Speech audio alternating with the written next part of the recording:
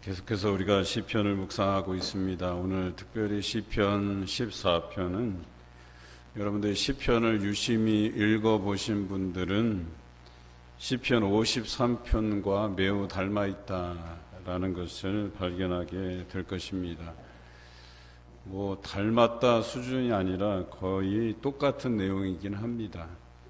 절수만 조금 다를 뿐이고 접속사 정도만 다를 뿐이지 내용은 똑같습니다.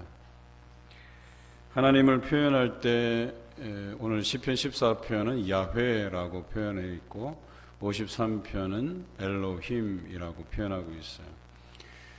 야훼가 좀 오래된 표현이라고 하면 그 야훼 이후에 그 표현을 썼던 그 이후 시대, 즉 후대에는 엘로힘이라는 단어를 많이 썼습니다.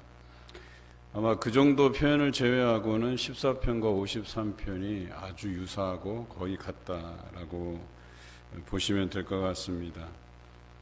오늘 묵상할 시편은 정확히 우리가 어떤 역사적인 배경을 가지고 있는지는 정확히 알 길은 없지만 분명한 것은 다윗이 어떤 박해나 억압 그리고 착취를 당하는 상황에 처해 있다라고 보는 것이 맞을 것 같습니다.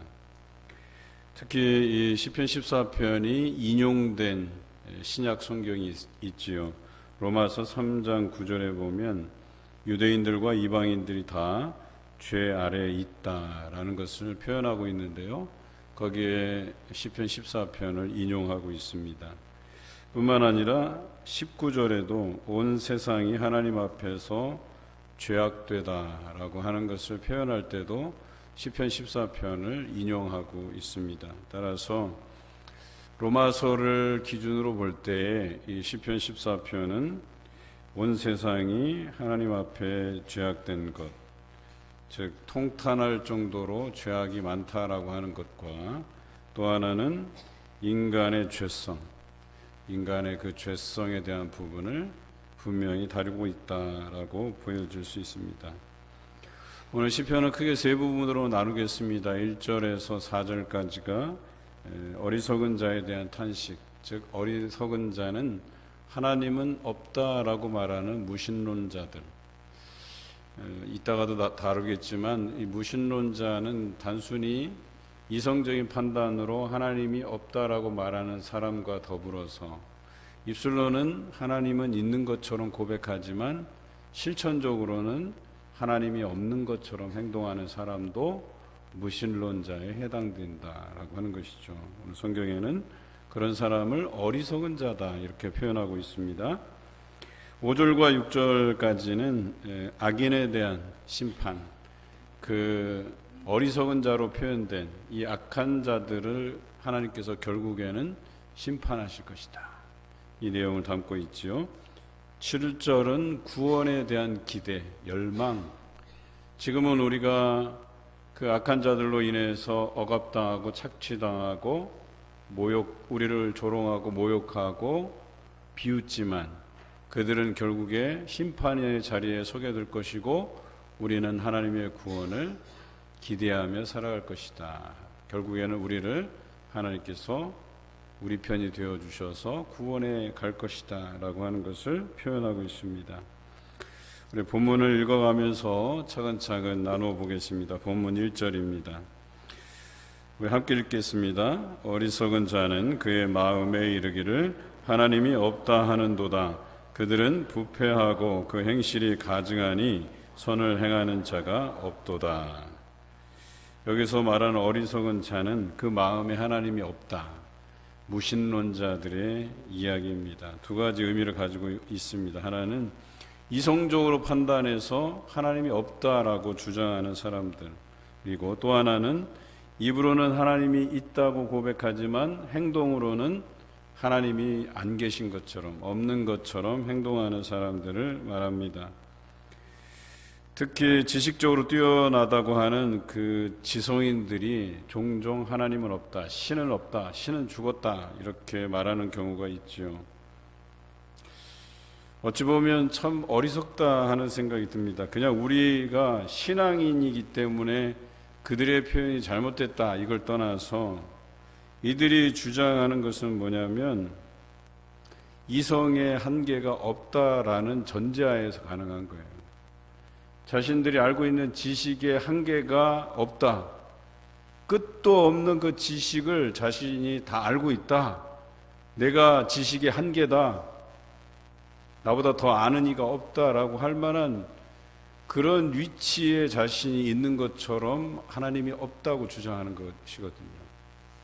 그런데 우리가 생각하기에 과연 이것이 가능하냐? 지식은 한계가 없는 것이냐?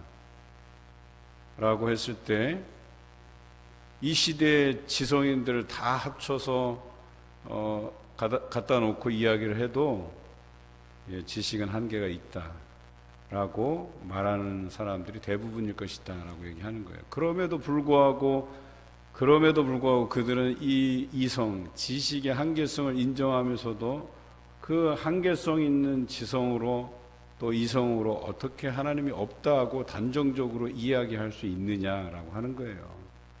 그러니까 논리적으로 볼 때도 그들의 말이 옳지 않다는 겁니다. 하지만 신앙적으로 볼 때는 우리는 분명히 하나님이 계시고 그렇기 때문에 그들의 주장이 어리석게 당연히 느끼겠죠. 그런데 논리적으로 보더라도 그들의 논리가 잘 맞지 않는다는 거예요. 여러분, 하나님께서 이 한계가 있는 이성으로 판단이 가능한 분이십니까? 그렇지 않죠.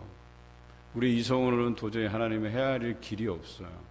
있다 없다 이것을 논할 수 있는, 우리의 이성으로는 논할 수 있는 분이 아니시다라고 하는 것이죠. 결정적으로 이들의 그 민낯이 드러나는 거예요. 결국은 자신의 그 지식의 한계성이 있음에도 불구하고 결국에는 자신들이 그 교만한 마음에서 나오는 것들. 그래서 이 믿음 있는 사람들이, 특히 교인들이 하나님은 계시다, 지금도 살아 역사하시고 라고 이야기하는 것에 대한 뭔가 지식적인 것으로, 이성적인 것으로 내가 아는 범위 내에서 없다고 하고 싶은 거예요. 그리고 없다고 하는 그 마음 이 안에는 신적인 존재에 대한 거부감이 있는 거예요. 불편함이 있는 거예요. 그분이 나를 감찰하시는 것 같고 나를 판단하시는 것 같고 그 자체가 자기에는 부담스럽고 싫은 거거든요. 그러니까 어떻게 해서든지 자신이 아는 그 이성의 한계 내에서 하나님이 없다고 주장하고 싶은 것 뿐이겠죠. 결과적으로 드러나는 것은 그들의 무지예요. 정말 지식 없음, 무지, 그들의 이성의 한계성만 드러날 뿐이죠. 그들의 교만한 마음만 드러날 뿐이다라고 하는 것이죠. 여러분, 우리가 잘 알잖아요. 우리가 정말 많이 알아도 그것에 대해서 겸손하게 제가 아는 게 별로 없어서요 라고 표현하면 정말 이 사람이 지식적으로도 많이 알고 있지만 참 겸손하다, 이런 평을 받잖아요. 그런데 아는 것은 요만큼인데 막 굉장히 많이 아는 것처럼 막 자랑하고 얘기를 해요. 그럴 때 우리는 어떤 생각을 하게 돼요? 저 사람 참 어리석다, 참 교만하다, 이런 얘기 많이 하잖아요. 그런데 세상에서 이성으로 하나님을 판단하려 하고 신의 존재와 영혼의 존재를 있다 없다 혹은 없다라고 단정적으로 이야기하는 것 자체가 그들의 무지이고 교만이다라고 하는 것이죠. 여러분, 임마누엘 칸트가 지은 순수 이성 비판이라는 책을 한번 권해보고 싶습니다. 거기에 보면 순수 이성은 신과 영혼의 존재를 판단할 수 없다. 그래서 이성으로 그것을 있다 없다를 판단하려고 하는, 재판정에 올려놓고 신은 없다 이렇게 단정적으로 이야기할 수 있는 사람들, 그런 사람들을 비판한 것이에요. 그런 순수 이성을 비판한 거예요. 순수 이성으로는 하나님의 존재를 판단할 수 없다라고 이야기한 것이거든요. 그러나 여전히 이성적 판단으로 하나님이 없다고 말하는 이들이 적지 않습니다. 또 다른 측면에서 하나님이 계시다는 것을 인정은 하지만 삶은 그렇게 살지 못하는 그런 무신론자들도 이 범주에 들어간다라고 할 수 있는 것이죠. 다른 표현으로 하면 진실한 성도가 아니라는 거예요. 성도, 그냥 겉모양만 교회 다니는 성도고 실제 삶에서는 하나님이 없는 것처럼 생활하는 사람들이다라고 하는 거예요. 좀 더 쉬운 표현으로 하면 주여 주여 하는데 천국에는 들어가지 못하는 그런 사람들을 말하는 것입니다. 곰곰이 생각해 봤어요. 왜 그들이 하나님의 존재에 계시다는 걸 알면서도 하나님이 없는 것처럼 행동할까? 저는 이렇게 생각해 보았어요. 차라리 하나님이 없었으면 좋겠다. 계신다는 걸 내가 알고 있는데 차라리 없었으면 좋겠다. 안 계셨으면 좋겠다. 좀 더 쉬운 표현으로 하면 주일에 예배 드리기 싫다. 예배도 없었으면 좋겠다. 그냥 내 마음대로 살아가면 좋겠다. 라는 이런 생각들이 우리 안에 자리 잡고 있다는 거예요. 그 생활이 불편하고 자꾸 내 삶이 거기에 매여져 있는 것 같고 하나님이 나를 감찰하는 것으로 인해서 내 삶이 불편하고 뭔가 자꾸 이 주의를 기울여야 할 것 같고 내 마음대로 방탕하게 생활하지도 못하고 윤리 도덕적으로 깨끗해야 할 것 같고 그래서 존재하시지만 존재하시지 않았으면 좋겠다라고 하는 그 마음이 우리 안에 내재되어 있다라고 하는 것이죠. 여러분, 그런데 이런 사람들도 결국은 무신론자라는 것입니다. 믿는 것이 아니다라고 얘기하는 거예요. 이런 사람들은 결과적으로 오늘 성경에 나온 것처럼 부패하고 행실이 가증하여서 선을 행하는 자가 이 중에 없다라고 단정적으로 시인은 노래하고 있어요. 저는 후자의 경우를 우리가 좀 더 깊게 묵상해 보아야 될 것이라고 생각이 돼요. 우리가 입술로는 주여 주여 해요. 정말 하나님의 존재를 시인해요. 인정해요.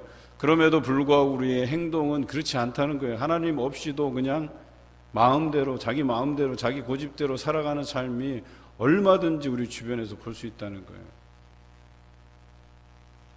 그러니까 불신자들이 뭐라 그래요? 저게 믿는 자, 저게 교회 다니는 사람의 행실이냐고 이런 핀잔을 듣게 돼 있는 거예요. 본문 2절과 3절 우리 함께 읽겠습니다.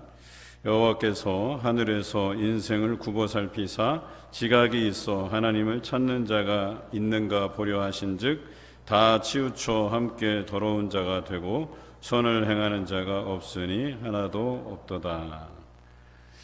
그래요. 하나님께서는 오늘날에도 우리들 중에서 지각이 있어서 하나님을 찾고 하나님께 구하는 사람들을 두루 살피신다 그랬어요. 있는가 보려고 살피신다라고 하는 거예요. 이게 오늘 말씀의 결론적인 부분이라 할 수 있겠죠. 우리의 삶이라고 하는 것은 날마다 하나님을 찾고 구하는 것으로 이렇게 정리되어야 돼요.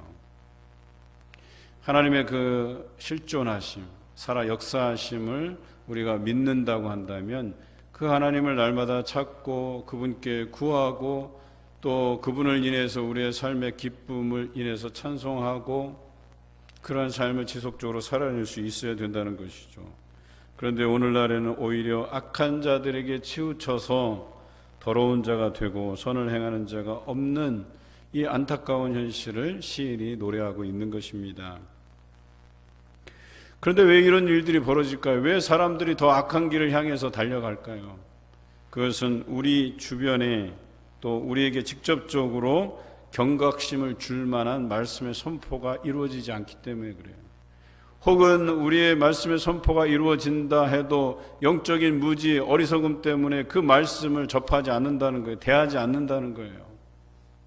그러다 보니까 말씀 없는 삶이 지속되다 보니까 내 행동을 제어할 수 있을 만한 것이 없다는 거예요. 내 죄성이 발휘되고 그것이 더러운 사람들에게 더 가까이 나아가고 그들과 합류해서 마치 하나님이 없는 것처럼 행동하는 그 나쁜 행실, 그 악한 행실을 제어할 수 있는 툴, 장치가 없다는 거예요. 말씀이 없는 것은. 그러다 보니까 사람들은 점점 악해져 가고 말씀에 제어되지 않는 이 죄성이 드러나고 하나님이 계시지 않는 것처럼 행동하게 된다라고 하는 것이겠죠. 우리 본문 4절을 함께 읽어보겠습니다. 죄악을 행하는 자는 다 무지하냐? 그들이 떡 먹듯이 내 백성을 먹으면서 여호와를 부르지 아니하는도다. 자신들만 타락하고 자신들만 악하게 행동하면 괜찮은데 더 중요한 것은 뭐냐면 하나님의 백성들을 괴롭힌다는 거예요. 이 사람들이 착취하고 억압하고 괴롭게 하고 힘들게 하고, 여러분들 그런 경험들 많이 하셨잖아요. 믿음 없는 가정에서 자라거나 혹은 믿음 없는 곳으로 장가들거나 시집가거나, 그래서 그곳에서 예수 믿는다 해서 교회 다닌다고 해서 핍박받고 억압받는 경우도 여러분 경험하셨잖아요. 이거 굉장히 흔한 경험이에요. 제가 신방을 해보면 구구절절 그런 바탕에서 그 억압 가운데 신앙생활을 한 사람이 참 많아요. 물론 감사하게도 그것들을 이겨내고 뭐 시댁이며 친정이며 예수 믿게 하고 그런 가정이 있는 반면에 여전히 그렇지 못한 가정들이 얼마나 많은데요. 그냥 자기만 악하게 사는 게 아니라 다른 사람들도, 믿는 사람들도 교회 가지 말라 하고 핍박하고 억압하고 일부러라도 믿는 사람들에게 술을 더 권하고 타락을 부추기고, 그것이 우리가 살아가는 현실이라고 이야기하는 거예요. 악한 자는 더욱 하나님의 백성을 억압하고 착취하고 지위로 억누르고 경제적으로 착취하고, 이런 일들을 서슴지 않는 사람들이 우리 주변에 있다라고 하는 것이죠. 여러분, 그런데요, 미워하는 감정도 이 악한 자들의 행실과 다르지 않아요. 뿐만 아니라 거짓으로 이웃에게 해를 끼치는 것도 여러분 이 악한 자들과 다르지 않습니다. 더 중요한 것은 그 미워하는 감정, 사람들에게 분노하는 감정, 이것도요 하나님이 없다 여기는 사람이랑 같다는 거예요. 하나님이 계시면 여기서 올라오는 그 분노, 여기서 올라오는 거짓, 여기서 올라오는 그 미워하는 감정, 만약에 하나님이 있다 하면 그 말씀으로 이것들이 제어가 된다니까요.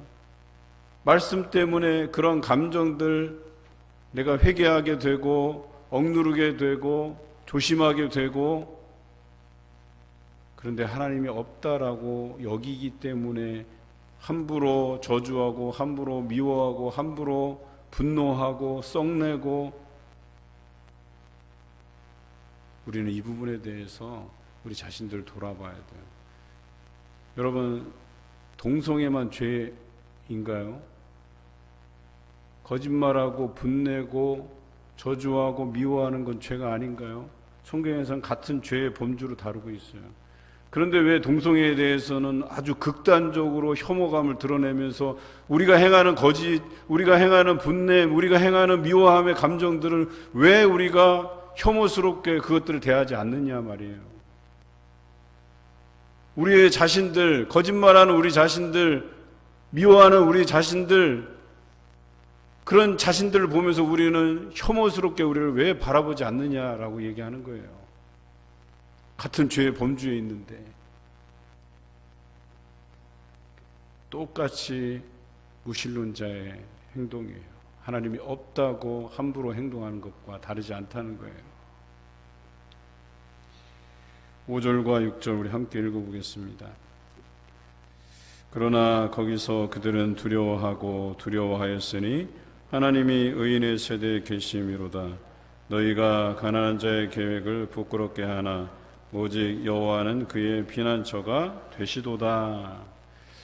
다윗이 찬양을 부르면서 그래도 끝까지 하나님이 내 편에 서줄 것을 기대하면서 억압받고 착취당하고 미움받고 거짓을 통해 피해를 당하여도 하나님께서 나를 신원하여 주실 것이고 나를 도와주실 것이고 나를 구원해 주실 것을 믿고 기다리는 사람들, 그런 사람들에게 결과적으로 하나님께서 그들 편에 서신다, 그들을 구원해 주신다라고 노래하고 있는 거예요.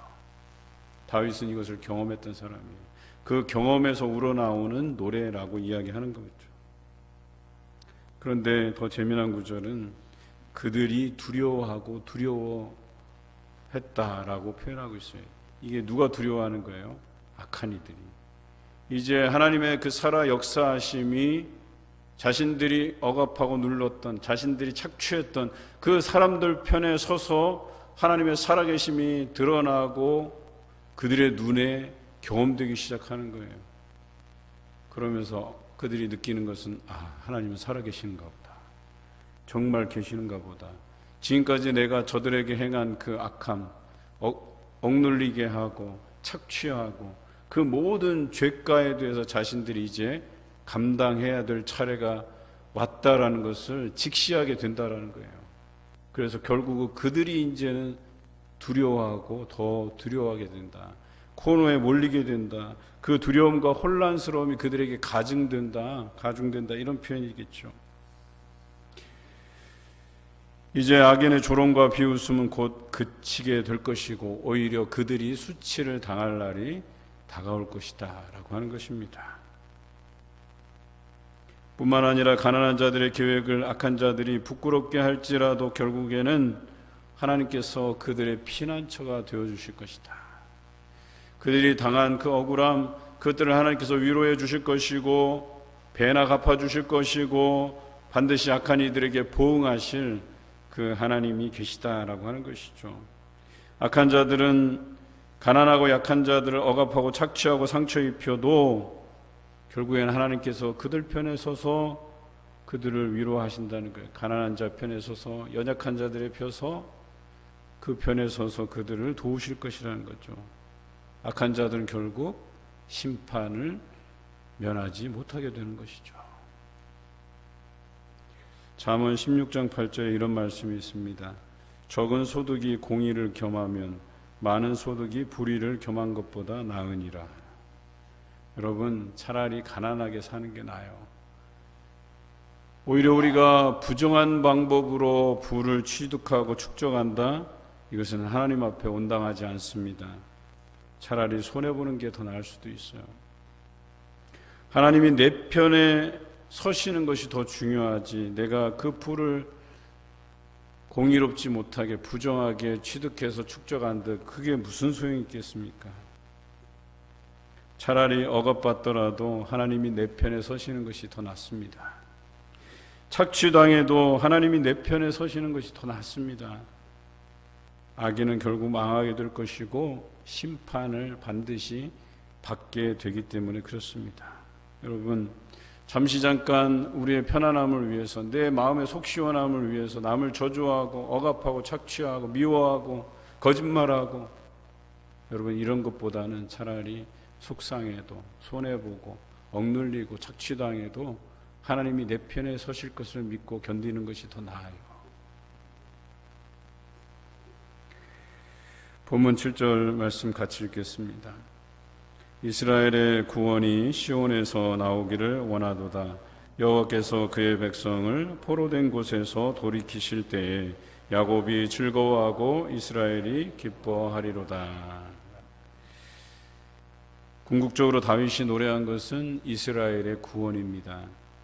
애굽에서 억압받다가 착취당하다가 결국에는 모세를 통해서 그들이 출애굽하고 그 광야에 40년을 보내고 약속의 땅 가나안에 들어가게 하시지 않았습니까? 어찌 보면 그 착취와 억압 속에서 그들은 고통스러워했을지 몰라요. 우리가 가늠할 수조차 없을 거예요. 또 이것 말고도 바벨론에게 이 남유다가 멸망하고 포로로 잡혀간 그 70년도 얼마나 괴로웠겠어요.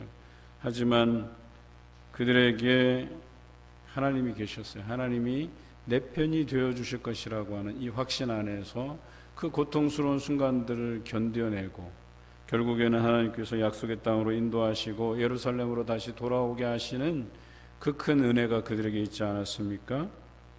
하나님께서는 그런 분이에요. 반드시 그 백성들을 보호하시고 인도해 가시는 분이세요.